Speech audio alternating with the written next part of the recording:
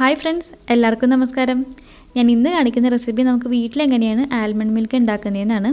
ഇതിപ്പോൾ പശുവിൻ പാൽ ഇഷ്ടമില്ലാത്തവർക്കോ അല്ലെങ്കിൽ ലാക്ടോസ് ഇൻടോളറൻ്റ് ആയിട്ടുള്ളവർക്കോ അല്ലെങ്കിൽ വെയിറ്റ് ലോസോ അല്ലെങ്കിൽ തൈറോയിഡ് PCOD ഈ ഒരു ഇതിൽപ്പെട്ടവർക്കൊക്കെ കഴിക്കാൻ പറ്റുന്ന ഒരു മിൽക്കാണ്. ഇത് ഫുള്ളി വീഗനാണ്. ഇവിടെ ആൽമണ്ട് മിൽക്ക് ഉണ്ടാക്കാൻ വേണ്ടി ഞാനൊരു 10 ബദാം വെള്ളത്തിലിട്ട് വെച്ചിട്ടുണ്ട്. ഇത് ഞാൻ ഒരു 5 hours സോക്ക് ചെയ്തതാണ്. ഇപ്പോൾ നിങ്ങൾക്ക് രാവിലെയാണ് ഇത് കഴിക്കേണ്ടതെന്നുണ്ടെങ്കിൽ രാത്രി കിടക്കുന്നതിന് മുന്നേ ഇത് വെള്ളത്തിലിട്ട് വയ്ക്കാം. ഇതിൻ്റെ തൊലി കളയണം. തൊലി കളയണം എന്തിനാണെന്ന് വെച്ചിട്ടുണ്ടെങ്കിൽ ഇതിൽ ടാനിൻ എന്ന് പറഞ്ഞൊരു കണ്ടൻറ്റ് ഉണ്ട് ഇതിൻ്റെ പീലിൽ.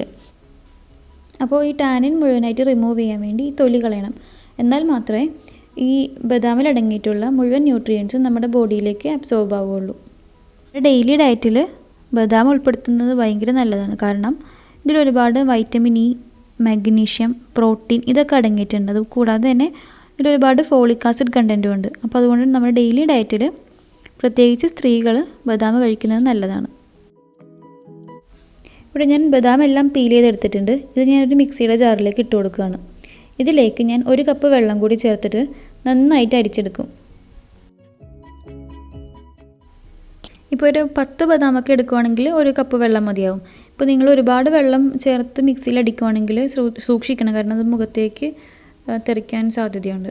ഇതിപ്പോൾ ഞാൻ മിക്സിയിൽ അടിച്ചെടുത്തിട്ടുണ്ട്.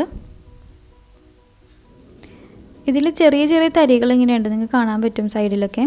ഇതിപ്പോൾ ഹൈ പവർ മിക്സി അല്ല, നോർമൽ ടൈപ്പ് മിക്സിയാണ്. അപ്പോൾ അതുകൊണ്ട് ചെറിയ ചെറിയ തരികളൊക്കെ ഇതിനകത്ത് ഉണ്ടാവും. പക്ഷേ ഞാനത് അരിച്ച് കളയുന്നില്ല. നിങ്ങൾക്ക് കയ്യിലുള്ളത് ഹൈ പവർ മിക്സി ആണെങ്കിൽ ഒട്ടും തരിയില്ലാതെ നമുക്ക് മിക്സിയിൽ അടിച്ചെടുക്കാൻ പറ്റും. അപ്പോൾ ഇതെല്ലാവരും വീട്ടിലുണ്ടാക്കി നോക്കണം. ഇത് ഞാൻ ആൽമണ്ട് മിൽക്ക് കടയിൽ നിന്ന് വാങ്ങിക്കാറില്ല. കാരണം അതിൽ പ്രിസർവേറ്റീവ്സ് ചേർത്തിട്ടുണ്ടാവും, പിന്നെ എക്സ്ട്രാ ഷുഗർ ചേർത്തിട്ടുണ്ടാവും, പിന്നെ അതിന് പൈസയും കൂടുതലാണ്. അപ്പോൾ നമുക്ക് വീട്ടിൽ വളരെ എളുപ്പത്തിൽ ഉണ്ടാക്കിയെടുക്കാൻ പറ്റുന്നതാണ്. നമുക്ക് എന്തെങ്കിലും റെസിപ്പീസിൽ ചേർത്ത് ഉപയോഗിക്കാനോ അല്ലെങ്കിൽ തനിയെ കുടിക്കാനോ ഒക്കെ നല്ലതാണ്. അപ്പോൾ നിങ്ങൾ വീട്ടിലുണ്ടാക്കി നോക്കിയിട്ട് എന്നോട് അഭിപ്രായം പറയണം. ഇത് വലിയ സംഭവമൊന്നുമല്ല, റെസിപ്പി എന്ന് പറയാൻ വേണ്ടൊന്നുമില്ല. അപ്പോൾ ഇഷ്ടമായെങ്കിൽ ലൈക്ക് ചെയ്യണം, ഷെയർ ചെയ്യണം. അതുപോലെ തന്നെ മറ്റുള്ളവർക്ക് ഈ റെസിപ്പി ഷെയർ ചെയ്തും കൊടുക്കണം. അപ്പോൾ വേറൊരു നല്ല വീഡിയോ ആയിട്ട് വരാം. അതുവരെ bye and loads of love from happy for U.